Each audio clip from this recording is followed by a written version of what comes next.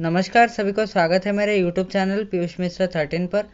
और आज हम बात करने वाले हैं वेद व्यास के महाभारत का जो 66वां विषय है समुचित शिक्षा, उसके बारे में आज हम बात करेंगे। उससे पहले प्लीज़ चैनल को सब्सक्राइब कर दीजिए और सब्सक्राइब बटन के बगल में जो बेल आइकन है उसको भी प्रेस कर दीजिए ताकि मेरे वीडियोज़ को नोटिफिकेशन आपको बिल्कुल टाइम पर मिल जाए। वीडियो अच्छा लगे तो लाइक कीजिए और शेयर भी कीजिए आपके फ्रेंड्स और फैमिली के साथ ताकि हमारे चैनल ग्रो कर सके। और कमेंट भी कीजिए वीडियो कैसा लगा आपको इस वीडियो की समाप्ति के बाद। तो चलिए शुरुआत करते हैं। जैसे कि हमने पिछले वीडियो में जाना था कि उत्तर कैसे सारथी अर्जुन के सारथी बने थे और वो रथ पर बैठकर कौरवों के सेनापतियों के बीच में जो चल रहा था बाकी युद्ध चल रहा था वो देखकर हंस रहे थे। और अर्जुन का रथ धीरे धीरे कौरव सेना के पास चला गया और उत्तर अभी पूरी निर्भय रूप से ही वो अश्वों को चला रहे थे और मतलब यानी जो घोड़े थे उनको बहुत ही अच्छी तरह से चला रहे थे और रथ को चला रहे थे अच्छी तरह से। अर्जुन ने देखा कि कौरव सेना में दुर्योधन तो बिल्कुल भी नहीं है और उन्होंने यही बात उत्तर से भी पूछी कि मैं तो यहाँ पे भीष्म, द्रोण, कर्ण, अश्वत्थामा, कृपाचार्य सब सेनापतियों को देख रहा हूँ पर दुर्योधन को तो मैं नहीं देख पा रहा हूँ। और कुरु वंश के वो जो अहंकारी राजा है वो अगर उनको ही मैं बंदी कर दूँ तो और किसी के खिलाफ युद्ध नहीं करना पड़ेगा और किसी के खिलाफ बेकार ही युद्ध करके मतलब समय और शक्ति हमें नष्ट नहीं करना चाहिए। और ऐसा लग रहा है मतलब शायद यही है कि दुर्योधन अपने प्राण रक्षा करने के लिए वो गायों को पकड़ कर भाग गया है और हमें गायों को मुक्त करना होगा जल्द से जल्द। तो हमें जाना होगा। और अर्जुन जब कौरव सेनागणों के पूरे उनके सामने से गए तो उन्होंने अपने स्वाभाविक जो एक हम कह सकते हैं ट्रेडिशन होता है, परंपरा होती है, उसके हिसाब से अपने गुरु द्रोणाचार्य को सम्मान देते हुए उन्होंने दो तीर उन्होंने मारे अपने धनुष से जो कि द्रोण के पैर के पास जाकर पड़े यानी उनके चरण के पास आकर गिरे वो जो तीर थे। यानी इस प्रकार से वो अपनी जो प्रार्थना वो कर रहे थे द्रोण से या आशीर्वाद मांग रहे थे अर्जुन। और दो तीर द्रोण के कान के पास से भी गए। और फिर उसके बाद द्रोण ने अर्जुन मतलब खुश हो गए, द्रोण बहुत खुश हो गए अर्जुन को देखकर और उन्होंने कहा कि बहुत दिनों बाद कुंती को देखकर मैं बहुत खुश हूँ। और इस वीर योद्धा के मतलब इससे वीर तो कोई संसार में है ही नहीं, ये सबसे वीर योद्धा है पूरे संसार में। पर कुछ समय बहुत जल्दी मतलब द्रोण के समेत और सब कौरव सेनापतियों को पता चल गया कि अर्जुन उनको छोड़कर क्यों जा रहे थे। क्योंकि अर्जुन जो उनमें मेन जो था कि दुर्योधन, क्योंकि उनके पास गाय जो सब थे और गायों को मुक्त करना था अर्जुन का काम। तो कौरव सेनापति को ये बात बहुत जल्द पता चल गई और उसके बाद वो तुरंत ही अर्जुन के पीछे चले गए और अर्जुन तुरंत ही दुर्योधन की सेना के पास पहुंचे और वहां से बहुत ही आसानी से उन्होंने कौरव सेना को बहुत ही आसानी से उन्होंने समाप्त कर दिया। और कुछ समय में ही पूरे सैन्य पूरी तरह से नष्ट हो गए और दुर्योधन की जो जीवन है वो संकट में पड़ गई।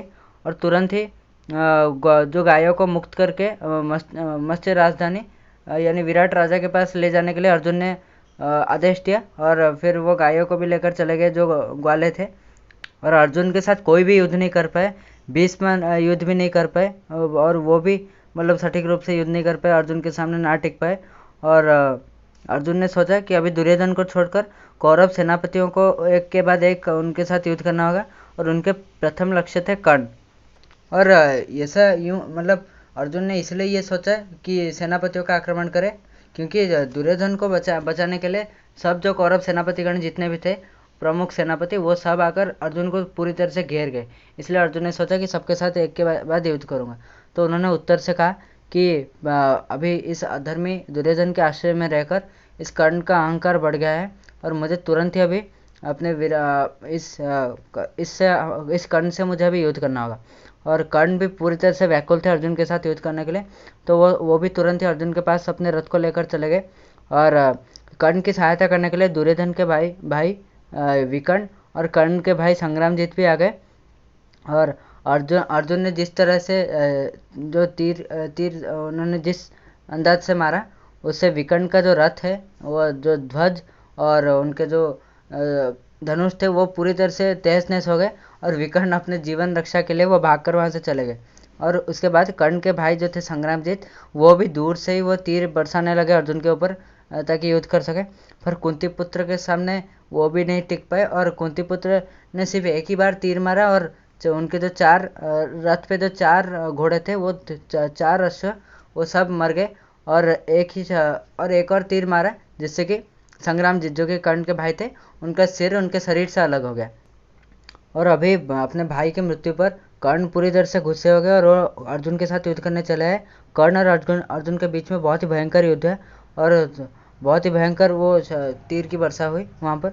और अर्जुन ने एक के बाद एक तेज गति से उन्होंने, जिसे हम अभी जावेलिन कहते हैं, उस समय वो भी एक अस्त्र था जो कि जावेलिन जैसा एक अस्त्र, स्पीयर उसको कहते हैं अंग्रेजी में, और वैसा ही एक अस्त्र था। उसको एक के बाद एक कर्ण के ऊपर फेंकने लगे और कर्ण उसका बिल्कुल भी अपने आप को रक्षा नहीं कर पाए और उनके पूरे शरीर से वो धीरे धीरे उनका जो लहू पूरी तरह से बहने लगी, उनके सिर से, उनके हाथ से, उनके पैर से चारों ओर से बहने लगी और कर्ण भी रणभूमि छोड़कर चले गए। तो अर्जुन ने उत्तर से कहा कि राजपुत्र, तुम देख सकते हो कि मैंने किस प्रकार से पूरे एक के बाद एक सब सेनापतियों को मैंने यहाँ पे तीर मारा है और वो भागने पर मजबूर हुए हैं। और अर्जुन का नाम था सब्यसाची, यानी वो बाएं दाएं और दोनों ही हाथों से वो तीर चला सकते थे। उत्तर ने देखा कि वो बहुत ही भयंकर रूप से दोनों ही हाथों से वो तीर चला रहा है और अर्जुन के हाथ से जो तीर निकल रही थी वो एक ही समय में द्रोण, अश्वत्थामा, दुशासन, कृपाचार्य, भीष्म और दुर्योधन के ऊपर गिरा। और कौरव के असंख्य जो हाथी थे, जितने भी उनके सैन्यगण थे, सब मर के नीचे गिर गए और अर्जुन पूरी तरह से भारी पड़ गए कुरुसेना पे। और कर्ण के पराजय पर कौरव सेनापतियों के बीच में पहले कृपाचार्य अभी अर्जुन की ओर युद्ध करने चले, पर वो भी बहुत ज़्यादा समय नहीं टिक पाए और वो भी युद्ध को छोड़कर चले गए। अभी कृपाचार्य के परास्त होने के बाद गुरु द्रोणाचार्य आए युद्ध करने अर्जुन के साथ, और अर्जुन ने आचार्य को देखकर कहा कि आपके खिलाफ तो कोई युद्ध में विजय नहीं हो सकता, और क्योंकि मैं आपका शिष्य हूँ और इसलिए मतलब आप मेरे गुरु हैं, इसलिए मैं आपको पहले प्रहार नहीं करूँगा, अस्त्र प्रहार नहीं करूँगा। पहले आप मुझे अस्त्र प्रहार कीजिए, उसके बाद मैं आपके ऊपर प्रहार करूँगा। गुरु के प्रति अर्जुन की बहुत ज़्यादा ही श्रद्धा और भक्ति थी, और यही देखने के बाद द्रोण बहुत भावुक हो गए और फिर उन्होंने पहला अस्त्र अर्जुन की ओर उन्होंने साधा। और इस 13 साल के वनवास में अर्जुन ने क्या क्या नए युद्ध कौशल सीखे थे या किस तरह के अस्त्र चलाने सीखे थे, वो भी द्रोण जानने के लिए बहुत उत्सुक थे। इसलिए उन्होंने अर्जुन की ओर तुरंत ही उन्होंने अस्त्र वार कर दिया और द्रोण और अर्जुन के बीच में बहुत समय तक एक भयंकर युद्ध चलता रहा और दोनों ही एक दूसरे के ऊपर भारी पड़ रहे थे। कोई भी ऐसा नहीं था कि मतलब जीत रहा है किसी भी समय पर। और द्रोण चाहे बूढ़े हों फिर भी वो बहुत ही तेज गति के साथ वो तीर चला रहे थे और अर्जुन से बिल्कुल भी पीछे नहीं थे। पर कुछ समय बाद मतलब जैसे वो जो आयु का प्रभाव तो कुछ समय बाद दिखाई और धीरे धीरे द्रोण थकने लगे। पर अर्जुन यही चाहते थे कि द्रोण किसी तरह से वहाँ से निकल कर लौट जाए, मतलब वो नहीं चाहते थे कि गुरु के खिलाफ मतलब अर्जुन युद्ध करे, इसलिए वो चाहते थे कि द्रोण किसी न किसी तरह से निकल जाए वहाँ से। और यही हुआ कि अश्वत्थामा तुरंत ही आ गए, मतलब ये कोइंसिडेंस था, एक संयोग था कि वहाँ पर अश्वत्थामा आ गए अपने पिताश्री को बचाने के लिए, और वो अर्जुन के साथ युद्ध करने खड़े हो गए और द्रोण को वहाँ से जाने का मौका मिल गया। और अश्वत्थामा और अर्जुन के बीच में बहुत समय तक युद्ध चला और मतलब ये भी एक बहुत ही तगड़ा युद्ध हुआ।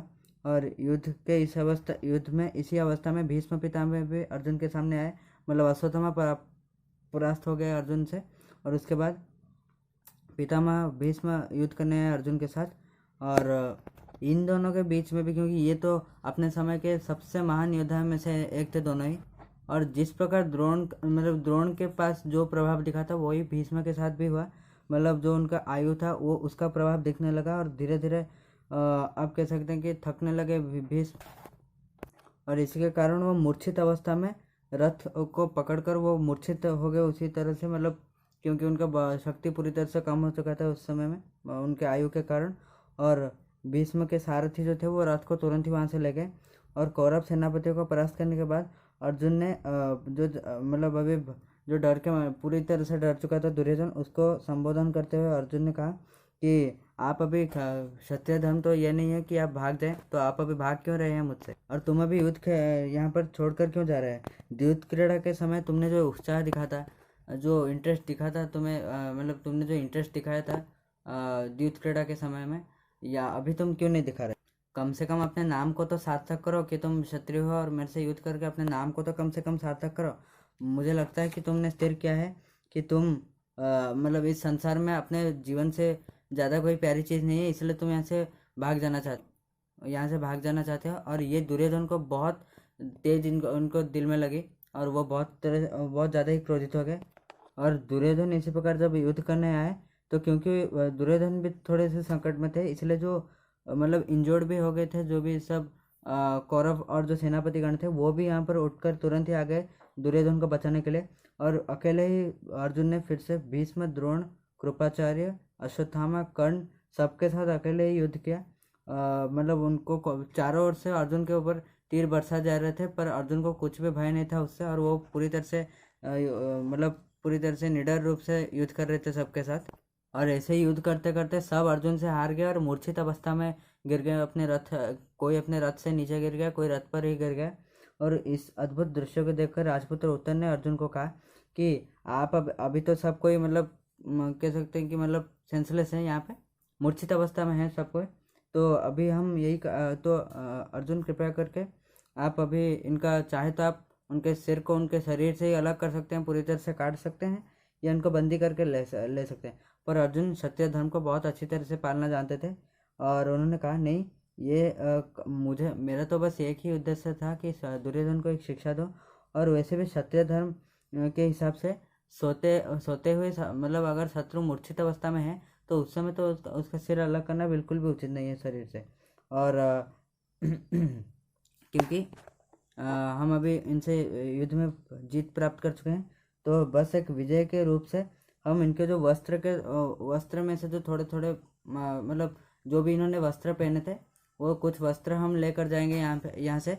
क्योंकि आपकी बहन ने कहा था कि मुझे आपकी मतलब आपके बहन ने कहा था कि कुछ वस्त्र जरूर लाइएगा उनके। एक तरह से हम कह सकते हैं कि जो उनके पपेट्स थे एक तरह के, तो उनके लिए मतलब खिलौने भी कह सकते हैं, तो उनके लिए वस्त्र लाने को उत्तर के बहन ने कहा था। तो इन्हीं सब वस्त्र को उठाने के बाद उत्तर फिर रथ की ओर चढ़ गए, और फिर रथ को लेकर चले गए वहाँ से। और वहाँ से मतलब जब अर्जुन चले जाने के बाद बहुत समय बाद कौरवों को चेतना आई, मतलब वो उठ गए, मूर्छित अवस्था में थे। अभी उठने के बाद दुर्योधन ने देखा, मतलब दुर्योधन ने उठकर कहा कि ये बहुत ही आश्चर्य की बात है कि अर्जुन युद्धभूमि से चला गया और उसको किसी ने भी नहीं रोका। तो पितामह भीष्म ने वहीं पर हंसकर उत्तर दिया कि अर्जुन चला नहीं गया है, उसने तो हमको और तुमको ना मारकर छोड़ दिया है। और तो हमें अभी पता चल गया तुम कितने बुद्धिमान हो, तुम कितने बलशाली हो। अभी चुपचाप हस्तिना की ओर चलो। तो हाँ, बहुत ही एक इंटरेस्टिंग स्टोरी था। आशा करता हूँ कि आपको वीडियो अच्छा लगा होगा, और वीडियो अच्छा लगा तो लाइक कीजिए और शेयर भी कीजिए आपके फ्रेंड्स और फैमिली के साथ। और वीडियो कैसा लगा उसके बारे में कमेंट कीजिए, क्या मैं इंप्रूव कर सकता हूँ उसके बारे में भी कमेंट्स में आपके राय दीजिए। तो आज के लिए बस इतना ही, मिलते हैं नेक्स्ट एपिसोड में। नमस्कार।